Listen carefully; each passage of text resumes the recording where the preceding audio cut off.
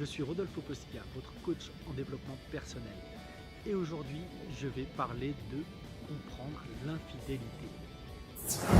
Alors, pourquoi faire une vidéo sur comprendre l'infidélité? En fait, je me suis aperçu qu'on retrouve beaucoup de vidéos sur l'infidélité elle-même, sur comment gérer une rupture après une infidélité, mais pas suffisamment d'informations sur comment faire en sorte que l'infidélité ne vienne pas, ne se crée pas, qu'il n'y ait pas d'infidélité dans le couple. D'accord? Donc, ce qui se passe avant. Et en réalité, pour pouvoir gérer ça, il faut comprendre les bases de l'infidélité.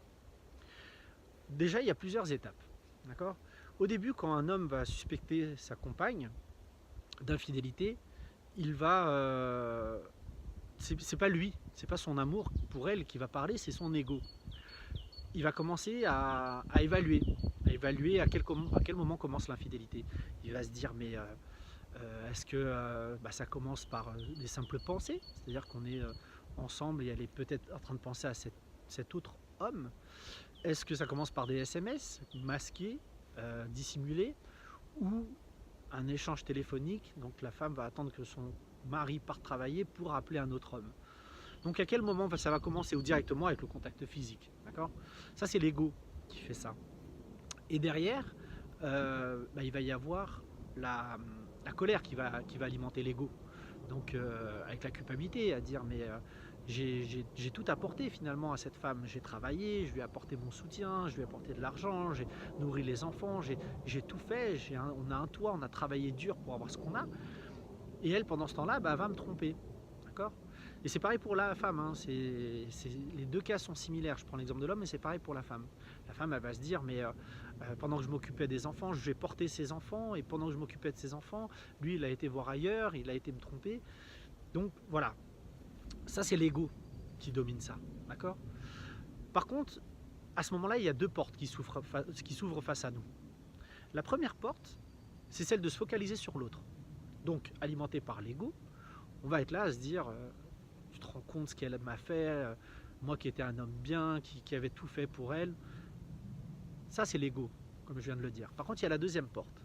La deuxième porte, c'est une deuxième question personnelle.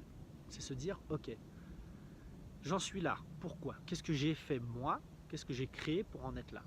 Parce qu'en réalité, si on se focalise sur l'autre, on va le reproduire instantanément et indéfiniment. D'ailleurs, j'ai des personnes qui viennent me voir en consultation et qui me disent, voilà, je reproduis le même schéma avec des partenaires différents depuis X années. Bien sûr, parce que la problématique, il faut la travailler de l'intérieur, il faut la travailler déjà soi-même. Si on met tout le temps la faute sur l'autre, on ne regarde pas ce qui se passe. Et à ce moment-là, c'est plus un apprentissage, c'est un réel échec. On dit qu'il n'y a pas d'échec, il y a de l'apprentissage. Mais c'est un apprentissage à partir du moment où on en tire quelque chose.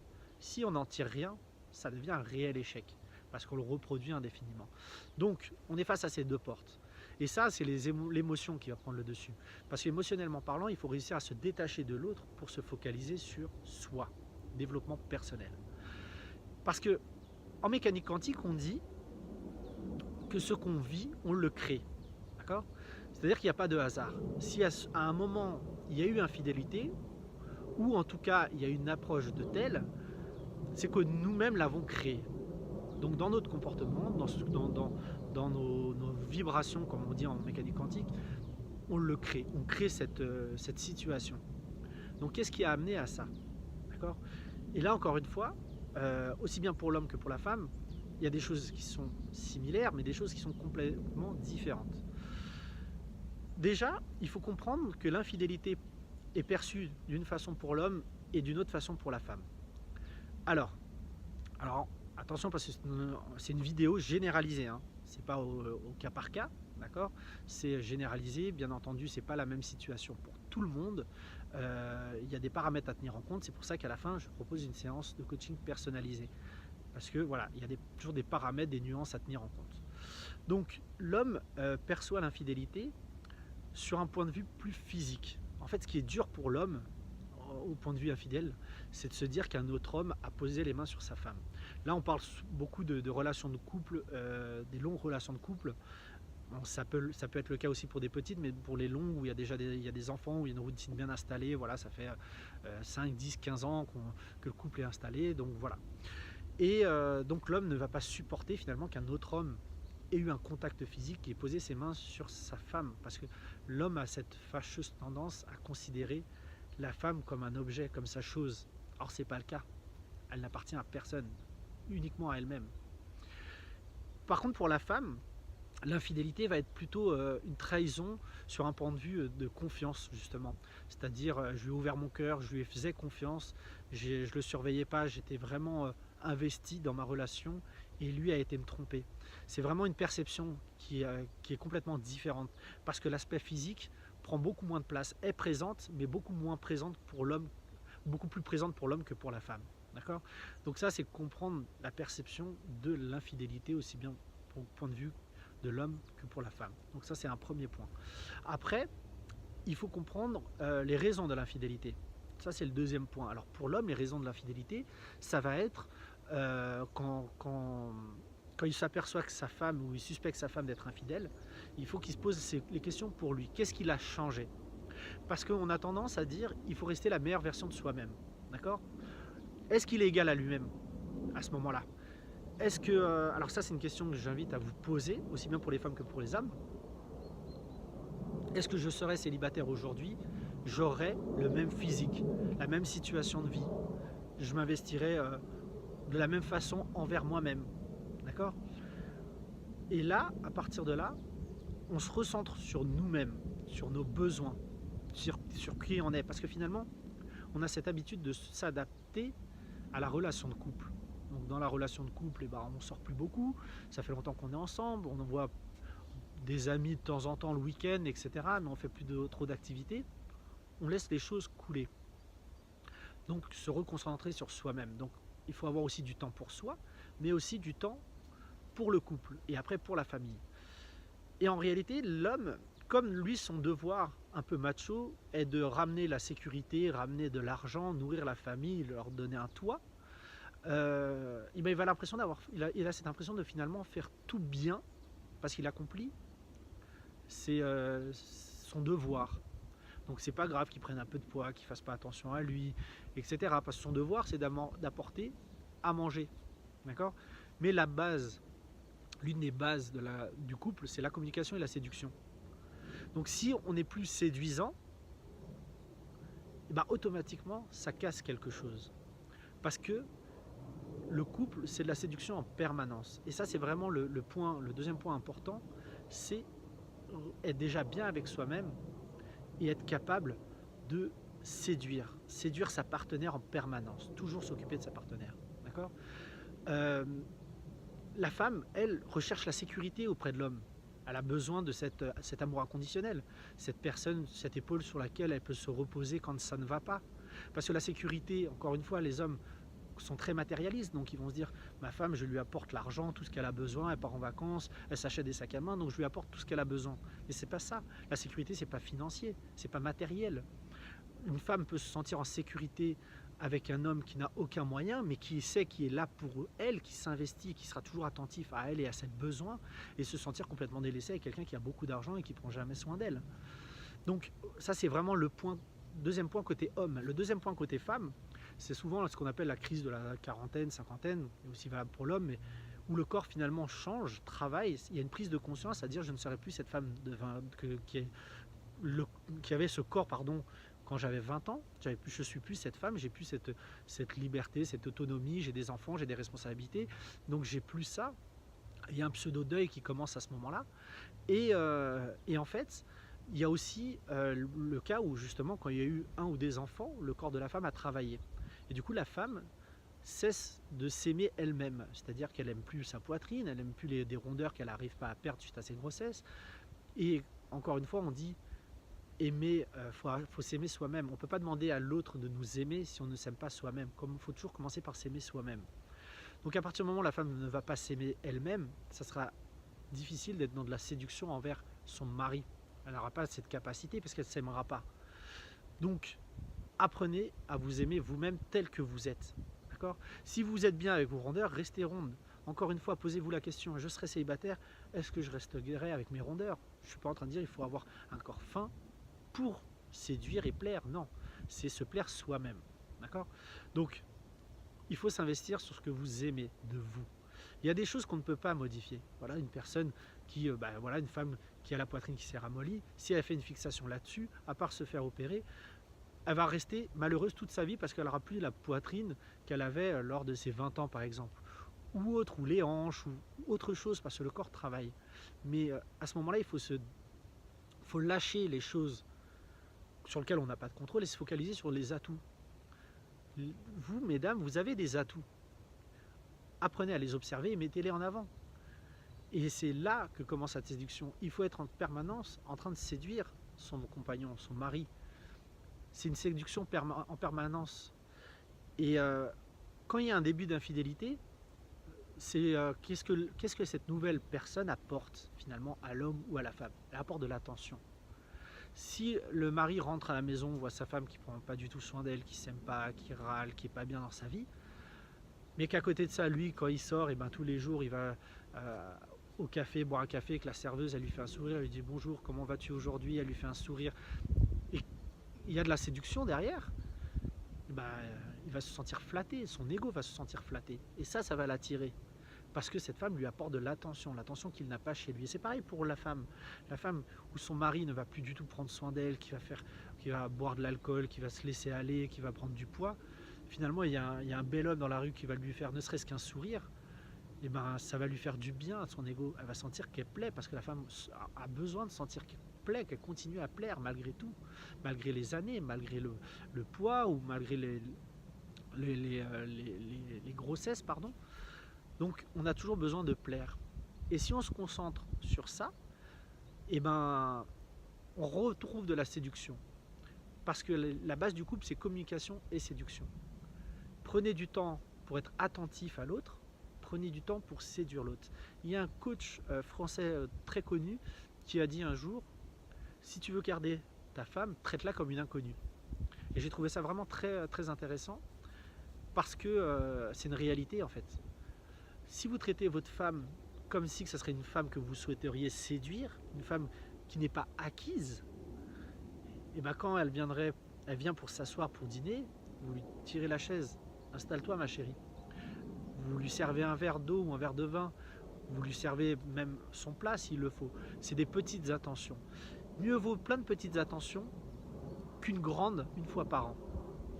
Plein de petites attentions au quotidien qu'une grande une fois par an. Attendre la Saint-Valentin pour sortir le grand jeu, emmener dans un beau restaurant, dîner aux chandelles, c'est dommage parce que ça ne sauve aucun couple. Ça montre plus ce que vous n'avez pas au quotidien que sauver ou aider un couple. Pas du tout. Les petites attentions quotidiennes sont beaucoup plus intéressantes qu'une grande attention une fois par an. Donc séduction, communication. Apprenez à séduire. Vous savez, un jour j'ai parlé avec un homme qui était dans une relation de longue date et qui me dit j'ai besoin de voir une amante pour me sentir bien. Donc ça faisait déjà X années qu'il était avec une amante et ça lui permet de se sentir bien finalement même dans son couple, le fait de voir une amante. Et il me dit pour lui c'est normal que arriver à un certain niveau, un certain nombre d'années ensemble, il faut de l'infidélité pour entretenir le couple. J'ai eu un peu plus de mal avec ça parce que en réalité, on prend l'exemple de cet homme-là, imaginez qu'il investit autant d'énergie dans sa relation avec son amante, parce que quand il va voir son amante, il s'habille bien, il est douché, parfumé, il l'emmène dans un beau restaurant, un bel hôtel après, d'accord ? Il investit la même énergie dans sa femme, parce que c'était les relations sexuelles qui étaient problématiques. Il investit la même chose, plutôt que de rentrer du travail, se poser avec une bière sur le canapé et regarder la télé, et même pas lui poser la question de comment s'est déroulée sa journée, ou sinon lui poser la question mais pas écouter la réponse.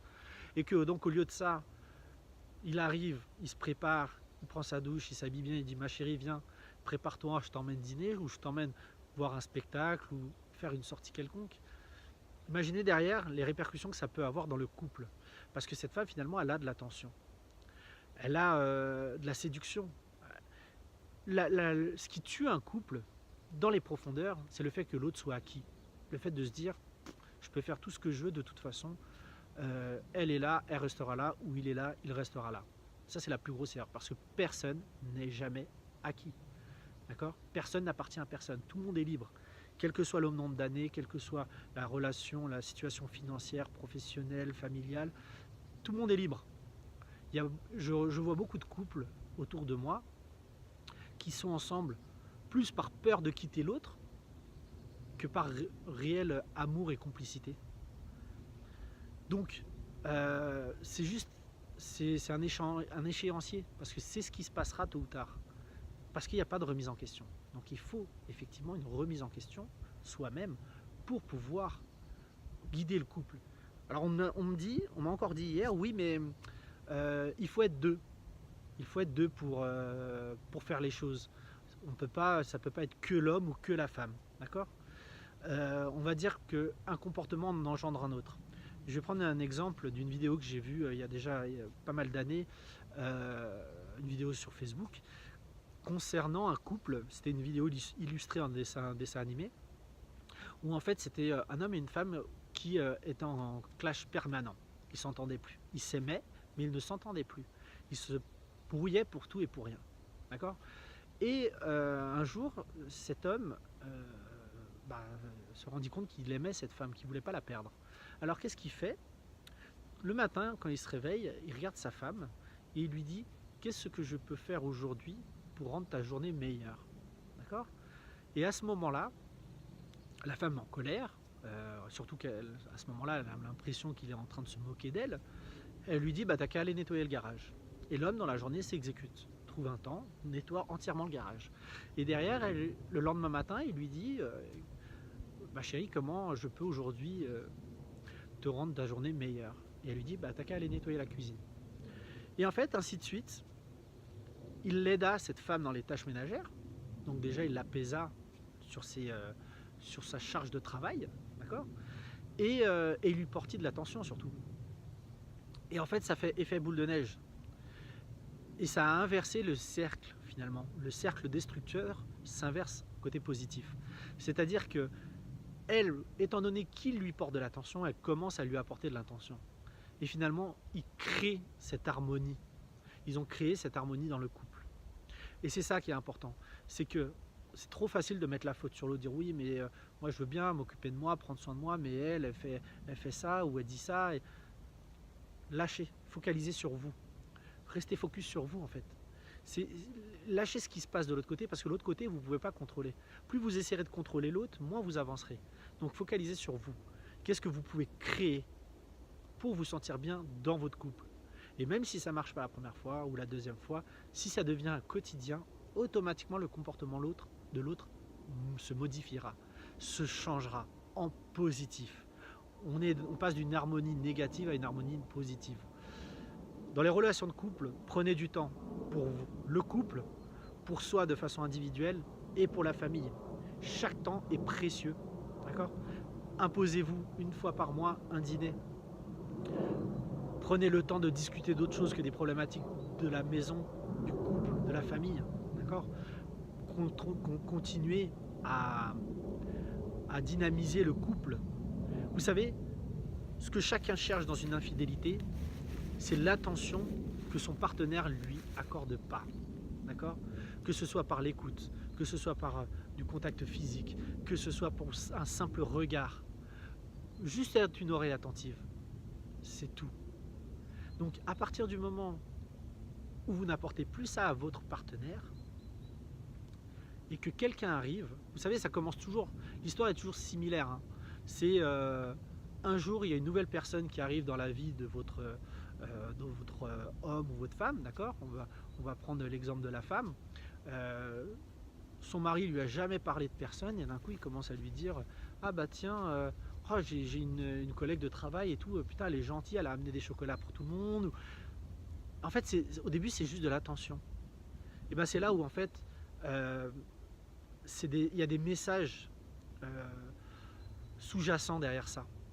Parce qu'en fait il est en train de donner de l'attention à une autre personne. Donc s'il n'y a pas de séduction, ça va, ça n'ira pas plus loin. Mais si cette autre femme justement est dans un jeu de séduction ou commence à lui porter réellement de l'attention, en lui disant, comme l'exemple de tout à l'heure, oui, Oh, aujourd'hui, tu es très beau, j'aime bien comment tu es habillé. Oh, tu as changé de marque de parfum. Ah, tu as changé de coiffure. Ah, ça te va mieux, un peu de barbe. Des attentions finalement que sa femme ne crée plus. Tout le monde veut des attentions. Tout le monde. Et c'est ce qui se passe dans l'infidélité. Donc prenez soin de vous avant tout, parce que le but c'est d'être la meilleure version de vous-même pour vous, et pas pour quelqu'un d'autre, pour vous-même. Apprenez à vous sentir bien avec vous-même, et après, à partir de là, concentrez-vous sur votre vie de couple. Concentrez-vous à rendre la vie meilleure de votre couple, de votre famille. Et là, les choses iront bien mieux. Vous verrez, vous allez vous sentir bien mieux. Votre relation va développer une meilleure harmonie et vous allez retrouver plein de nouvelles choses. Vraiment, allez-y à fond. Un couple, c'est précieux. Une famille, c'est précieux. Donc, allez-y à fond. Faites votre maximum. Et de toute façon, si vous restez la meilleure version de vous-même, même si vous devez être amené à vous séparer, eh bien vous arriverez plus facilement à retrouver quelqu'un derrière si vous êtes la meilleure version de vous-même que si vous vous laissez complètement aller. Voilà pour cette vidéo. N'hésitez pas à la partager, à la commenter, j'essaierai de répondre au plus vite à vos commentaires. J'ai mis en dessous de la vidéo un descriptif assez complet et global de tout ce que je viens de dire. N'hésitez pas à prendre le temps de lire, parce que le facteur prise de temps est important sur le développement personnel, prendre du temps pour soi. Vous pouvez me contacter pour des séances de coaching personnalisées, parce que comme je le disais au début, chaque situation est différente. Là, je généralise. Après, il faut aller au cas par cas. Et je vous souhaite le meilleur pour la suite. Je vous remercie. Mes vidéos sont de plus en plus vues, de plus en plus partagées. Je vous remercie parce que tout ça, c'est grâce à vous. Je vais prendre le temps de faire un peu plus de vidéos parce que c'est vrai que dernièrement, j'en ai pas fait beaucoup. Prenez soin de vous, prenez soin de votre famille. Et le plus beau reste à venir. N'oubliez pas que le moment le plus important de votre vie, c'est aujourd'hui. Demain, vous ne pouvez plus rien y faire. Le passé, vous ne pouvez plus rien y faire. Et l'avenir n'existe pas. Donc c'est le moment présent. Et ne repoussez pas tout à demain. Soyez dans la gratitude de ce que vous avez aujourd'hui. Si vous êtes dans une vie de famille, si vous regardez cette vidéo et que vous êtes dans une vie de famille où vous traversez une période difficile parce qu'il y a des substitutions d'infidélité, essayez de lâcher prise, n'hésitez pas à me contacter. Vous devez apprendre à lâcher prise sur vos émotions et rester objectif. C'est-à-dire, détournez-vous de l'autre, concentrez-vous sur le développement personnel. Merci encore une fois pour tout ça. Et je vous dis donc à très bientôt dans une nouvelle vidéo. Bye bye les amis.